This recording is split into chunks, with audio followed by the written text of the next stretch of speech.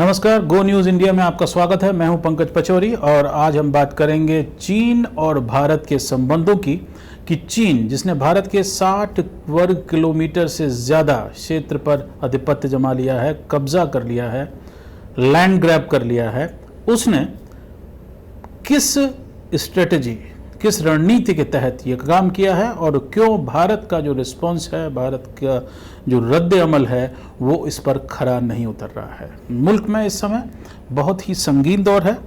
Covid फैला हुआ है जो पीछे हटने का नाम नहीं ले रहा है, और दूसरी ओर से ये एक सीमा पर जिस तरह से भारत के 20 जवानों, जिनमें एक अफसर भी शामिल है, उनकी हत्या की गई और उनके घरों में जिस तरह से मुर्दनी छाई हुई है और जिस तरह से पूरा देश आक्रोश में है, वो एक पहली बार देश के इतिहास में हो रहा है।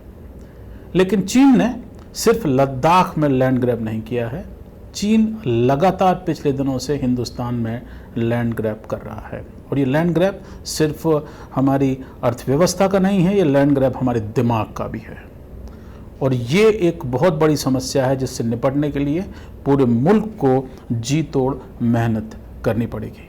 सिर्फ नारे लगाने से और चीन के बने हुए टेलीविज़न और टेलीफोन तोड़ने से काम नहीं चलेगा, क्योंकि ये समस्या बहुत ही ज़्यादा गहरी है और इस समस्या में हमारी वर्तमान सरकार का बहुत बड़ा हाथ है। कैसे, हम आपको अभी पूरे इस कार्यक्रम में समझाएंगे, अलग अलग डेटा देके, जानकारी देके, और साथ ही आंकड़ों के हिसाब से आपको बताएंगे कि ये लैंड ग्रैब हुआ कैसे। सबसे पहले एक नज़र डालते हैं कि सन 2000 से अब तक भारत और चीन के बीच में जो ट्रेड है, जो व्यापार है, उसकी स्थिति क्या है। ये एक छोटा सा आंकड़ा आप देखिए और आपको ये मालूम पड़ेगा, सन 2000 में भारत चीन को जितना निर्यात करता था उससे कम आयात करता था, और ये स्थिति जो है 2005 तक बनी रही है। ये वो समय था जब हिंदुस्तान में जॉर्ज फर्नांडिस रक्षा मंत्री थे और अटल बिहारी वाजपेयी की सरकार थी, और जॉर्ज फर्नांडिस साफ साफ कहा करते थे कि हिंदुस्तान का सबसे बड़ा दुश्मन चीन है और पाकिस्तान नहीं है। और ये उसका असर आपको दिखाई दे रहा है कि 2005 तक ये स्थिति रही है। 2004 में सरकार बदली, 2 साल तक कुछ ज़्यादा असर नहीं पड़ा, लेकिन उसके बाद से जो हमारा व्यापारिक घाटा है, जो हमारा ट्रेड बैलेंस है चीन के साथ, वो लगातार नीचे गिरता रहा है। और ये आप देख सकते हैं कि कैसे 1.8 बिलियन डॉलर से बढ़ के अब ये पहले 55 तक, 59 तक पहुंच गया था, 59 बिलियन डॉलर तक, और अब ये 54 बिलियन डॉलर हमारा घाटा चीन के साथ में है। यानी हम चीन को निर्यात कम करते हैं और आयात हमारा चीन से है वो लगातार बढ़ता जा रहा है। और इसका कारण क्या है? 2014 में आपने देखा कि हमारा जो ट्रेड बैलेंस था वो बेहतर होना शुरू हो गया था, लेकिन उसके बाद से फिर ये एकदम से नीचे लगातार गिरता जा रहा है। और इसकी वजह से चीन से हम कितनी भी आंख चीन को दिखा लें और कितनी भी बात कर लें, 2013 वो समय है जब हिंदुस्तान में डोकलाम की समस्या हुई थी चीन के साथ में, और प्रधानमंत्री मोदी ने ये कहा था कि चीन को हमें आंखें, लाल आंखें दिखानी चाहिए और वो ठीक हो जाएगा।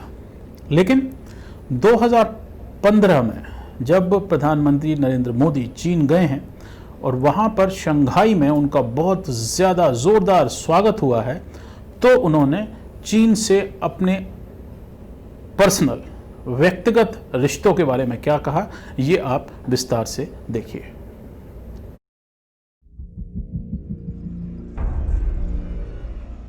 मैं चुनाव जीत के आया और राष्ट्रपति शी का मुझे टेलीफोन आया, तो उन्होंने टेलीफोन के अंदर इस बात का उल्लेख किया। उन्होंने बराबर अध्ययन करके रखा था कि आखिर मोदी चीज क्या है, और उन्होंने मुझे फोन पर मेरे जन्म स्थान का वर्णन किया। मुझे बड़ा आश्चर्य और आनंद भी हुआ।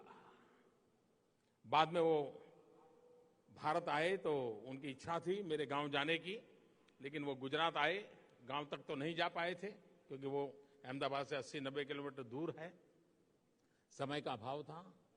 लेकिन उन्होंने मुझे एक और बात बताई है। उन्होंने कहा तुम्हें मालूम है? मैंने कहा क्या? बोले ह्यूएन सांग जो हिंदुस्तान में रहे, तुम्हारे गांव में रहे, और वहां से जब वो वापिस आए तो वे मेरे गांव में आए थे, शियान में आए थे, और वहां पर एक बहुत बड़ा बुद्ध मंदिर बना हुआ है। और कल वो मुझे वहां ले गए और ले जाकर के मुझे ह्यूएन सांग की लिखी हुई जो किताब थी वो दिखाई, और उसमें उन्होंने निकाल के रखा था कि देखो ये तुम्हारे गांव का नाम है, चीनी भाषा में लिखा हुआ था, और ये तुम्हारे गांव का वर्णन है।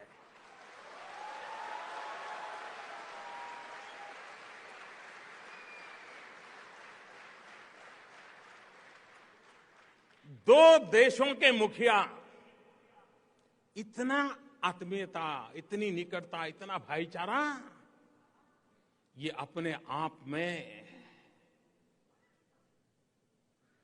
जो परंपरागत रूप से वैश्विक संबंधों की चर्चा होती है उससे +1 है। और ये +1 समझने के लिए कईयों को भी समय लगेगा।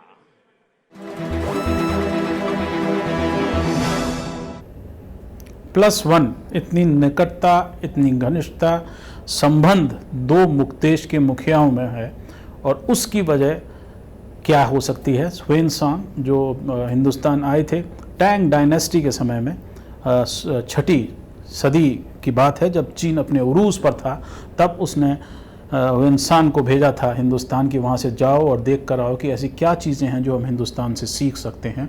और बुद्धिज़्म जो है, बौद्ध धर्म जो है, वो यहाँ से वो वापस ले गए थे, और उसके बाद में कन्फ्यूशियस के मार्ग पर चलने वाला चीन जो है उसने बौद्ध धर्म को उसमें मिलाया, उसे स्वीकार किया, और फिर वो आगे बढ़ना शुरू हुआ, और एक के बाद एक पीढ़ियाँ जो थी वो उस पर चलती रहीं।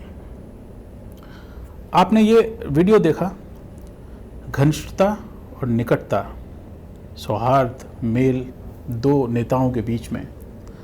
तो अब ऐसा पिछले सालों में क्या हो गया कि चीन इस समय हिंदुस्तान की भूमि पर कब्जा किए हुए है, और उसने हिंदुस्तान के जवानों को मार दिया है, और चीन की सेना ने मार दिया है। प्रधानमंत्री ने अभी तक शी जिनपिंग, जिनसे उन्होंने कहा कि उनकी बहुत ज़्यादा करीबी है, फ़ोन पर कोई बात नहीं की है। विदेश मंत्रियों के आपस में बात हुई है, और जनरल जो दोनों देश के हैं वो इस समय बात कर रहे हैं। तो ये घनिष्ठता जो दोनों नेताओं के बीच में है उसका क्या हुआ, ये एक सोचने का विषय है, जिसे आप भी सोचिए। लेकिन इस घटना के बारे में, शी जिनपिंग के हिंदुस्तान आने के बारे में, प्रधानमंत्री मोदी के चीन जाने के बाद में क्या हुआ हमारे रिश्तों में बीच में, ये एक बहुत बड़ा असर है। हमने आपको ग्राफ दिखाया कि किस तरह से 2014 के बाद में हिंदुस्तान का जो व्यापारिक घाटा है वो चीन से लगातार बढ़ता जा रहा है। अब आप देखिए कि ये कैसे हुआ। ये हिंदुस्तान का नक्शा है, ब्रुकिंग्स इंडिया इंस्टीट्यूट जो है, ये उनकी रिसर्च है, और जिस व्यक्ति ने रिसर्च की है वो चीन में 9 साल रह चुका है। अब इसमें आप ये देखिए कि जिस सौहार्द की हम बात कर रहे हैं वो यहाँ से शुरू होता है, और हिंदुस्तान में चीन का जो इन्वेस्टमेंट है वो भी यहाँ से शुरू होता है। आप देख सकते हैं कि 2011 में कुछ इंफ्रास्ट्रक्चर कंपनीज जो हैं वो हिंदुस्तान चीन की आई थी, उसके बाद में 2012-13 में बिल्कुल ख़त्म हो गया। 2014 से ये सिलसिला शुरू हुआ है और लगातार ऊपर जा रहा है।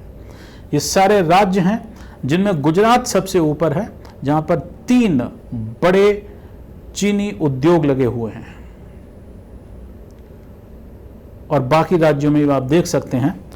तो कुल जमा में भारत का जो ट्रेड चीन के साथ में सिर्फ $2 बिलियन का था 2000 में, वो 2008 में बढ़कर $38 बिलियन का हो गया, और 2018 में $95 बिलियन का हो गया। और इसमें 80% इम्पोर्ट था, यानी चीन से हमारा आयात था, और 20% हमारा एक्सपोर्ट था। और ज़्यादातर जो ये इन्वेस्टमेंट है ये मैन्युफैक्चरिंग, इंफ्रास्ट्रक्चर, टेलीकॉम और पेट्रोकेमिकल्स में है। इस समय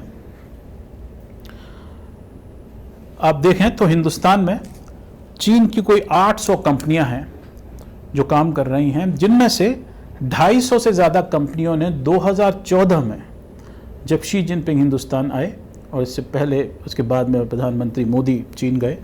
2014 में 250 से ज़्यादा कंपनियों ने हिंदुस्तान में इन्वेस्टमेंट की है, कोई $8 बिलियन का है सिर्फ 2014 में। उसका असर अब यह है कि हिंदुस्तान के 75% जो बिजली घर हैं वो चीनी उपकरण पर चल रहे हैं, उनकी सर्विसिंग, उनकी मेंटेनेंस चीनी कंपनियों के हाथ में। 80% हमारी जो सोलर एनर्जी है, जो सौर ऊर्जा है, वो चीन के हाथ में है। कोई $3 बिलियन चीन के उसमें लगे हुए हैं।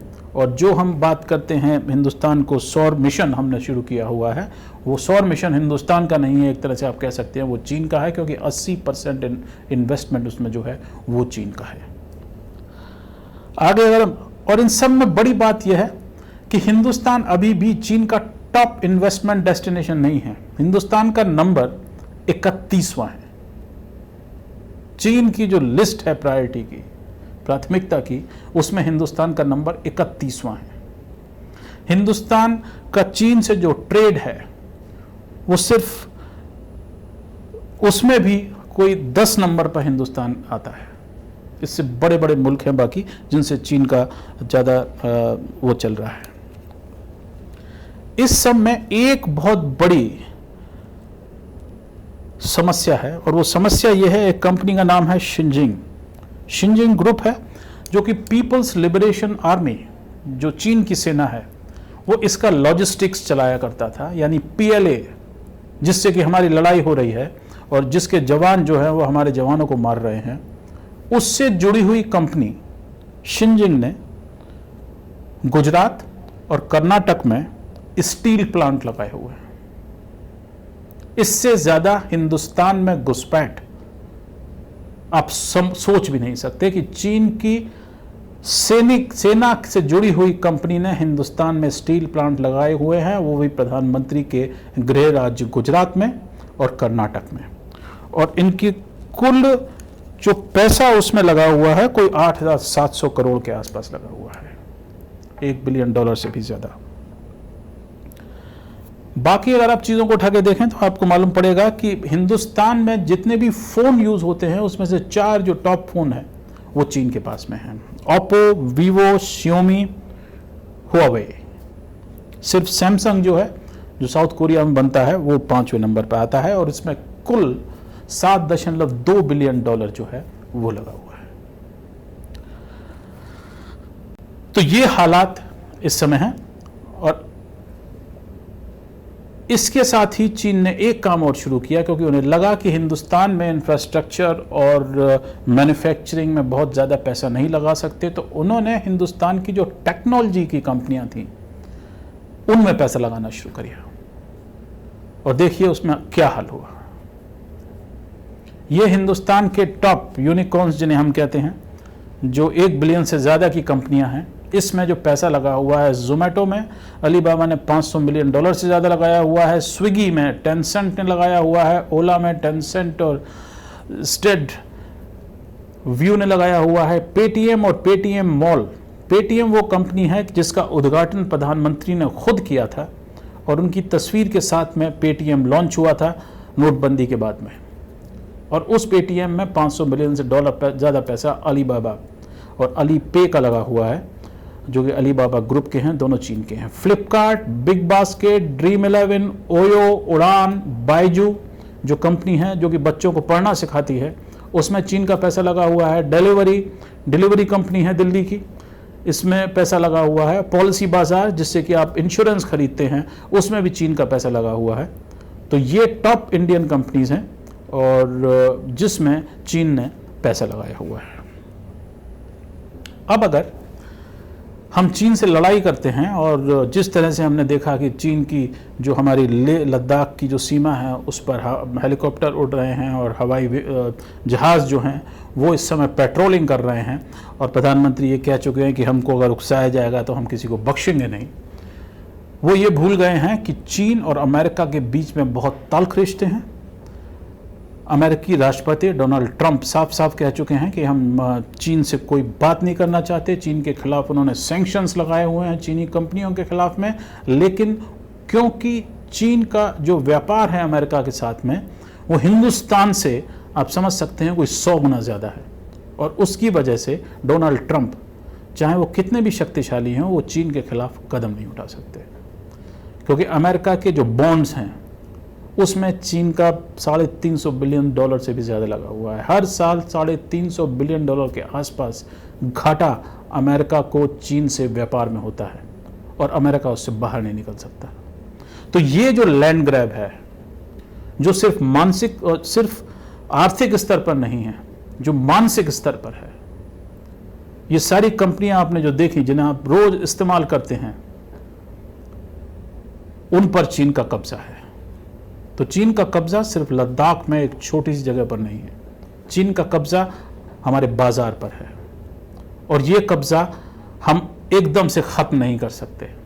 जैसा हमने आपको बताया कि हमारे मुल्क की 3/4 कंपनियां जो हैं, बिजली घर जो हैं, वो चीनी उपकरण से चलते हैं। टेलीकॉम का हमारा कोई 80% जो इंफ्रास्ट्रक्चर है वो चीनी इक्विपमेंट से और नो हाउ से चलता है। तकरीबन 80% जो फ़ोन हिंदुस्तान में बिकते हैं वो चीन के बने हुए हैं या चीन की जो टेक्नोलॉजी है उसके ऊपर बने हुए हैं, और हमारा उनसे जो घाटा है व्यापार में वो भयंकर है। तो इसलिए लैंड ग्रैब जो हुआ है वो सिर्फ लद्दाख में नहीं हुआ है, लैंड ग्रैब इस पूरे मुल्क में हुआ है। और लैंड ग्रैब 2014 के बाद में, जैसा हमने आपको आंकड़ों से बताया, वो हुआ है। एक बार फिर हम नज़र डालते हैं इन आंकड़ों के ऊपर और आपको बताते हैं कि किस तरह से पिछले 6-7 सालों में चीन ने हिंदुस्तान की अर्थव्यवस्था के ऊपर अपनी पकड़, अपनी पैठ जो है वो जमा ली है।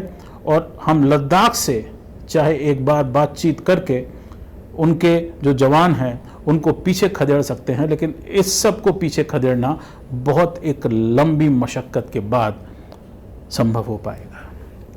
और जो लोग चीन के को बायकॉट करने की कोशिश करते हैं उनको इस का अर्थ नहीं मालूम है कि अगर आप एकदम से इतनी बड़ी इन्वेस्टमेंट, इतना बड़ा निवेश खत्म कर देते हैं तो आपकी अपनी अर्थव्यवस्था का क्या होगा। एक जल्दी से नजर डालते हैं एक बार फिर से आंकड़ों के ऊपर कि हमारा ट्रेड बैलेंस क्या है, हमारा घाटा जो है वो क्या चल रहा है चीन से। देखिए 2000 से 2005 तक जो है वो हिंदुस्तान घाटे में चीन से नहीं था, उसके बाद में घाटा होना शुरू हुआ है और 2014 के बाद में ये तेजी से बढ़ता जा रहा है। और जो बातचीत है दोनों नेताओं के बीच में, जिसका हवाला नरेंद्र मोदी देते हैं, 18 बार पिछले 6 साल में दोनों नेता मिल चुके हैं, जिसका कोई भी असर हमारे इस घाटे के ऊपर नहीं हुआ है। जो हिंदुस्तान में इन्वेस्टमेंट है, आप देख सकते हैं नक्शे के ऊपर, ये इन्वेस्टमेंट हिंदुस्तान के ज़्यादातर इस समय इलाके में है और उन राज्यों में है जहां पर आप देख सकते हैं जहां पर भारतीय जनता पार्टी की सरकारें हैं और सरकारों का चीन का कोई लेना देना नहीं है। आप देख सकते हैं कि दक्षिण भारत में कर्नाटक को और अगर हम केरल को छोड़ दें तो बाकी सब जगह चीन के जो हैं वो बड़े बड़े इन्वेस्टमेंट्स इस समय यहाँ पर हैं। और जो हमारे देश की कंपनियां हैं जिन पर हम नाज करते हैं कि इन कंपनियों ने हिंदुस्तान का दबदबा पूरी दुनिया पर बना रखा है, इन कंपनियों में चीन का भारी भरकम निवेश है। तो इस लैंड ग्रैब की जो बात है, और इस सब का कारण यह है क्योंकि हिंदुस्तान की अर्थव्यवस्था उतनी बड़ी नहीं है जितना कि हम समझते हैं। अगर ये पूरे अब नए ग्लोब को उठा के आप देखें तो आपकी समझ में ये आएगा कि हिंदुस्तान कहाँ पर है। ये पूरी दुनिया की जीडीपी है।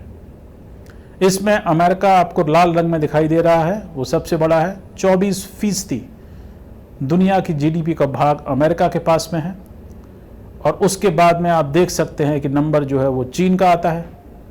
15% जीडीपी चीन के पास में है।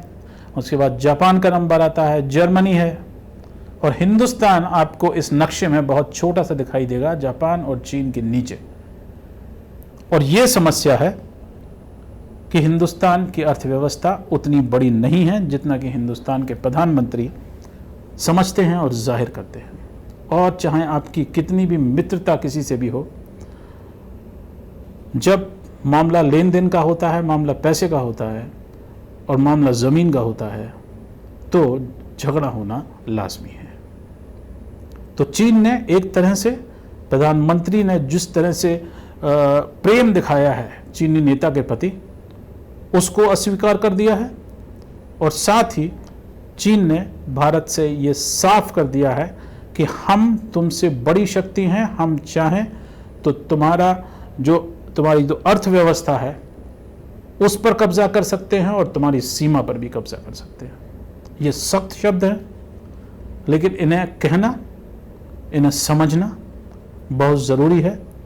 अगर हिंदुस्तान को अपनी संप्रभुता, अपनी आज़ादी पर उतना ही गर्व है जितना किसी मुल्क को होना चाहिए, हमको ये समझने की ज़रूरत है, और इसको समझने के बाद ही हम चीन से बेड़ा पार कर पाएंगे और उसको सही जवाब दे पाएंगे। नमस्कार।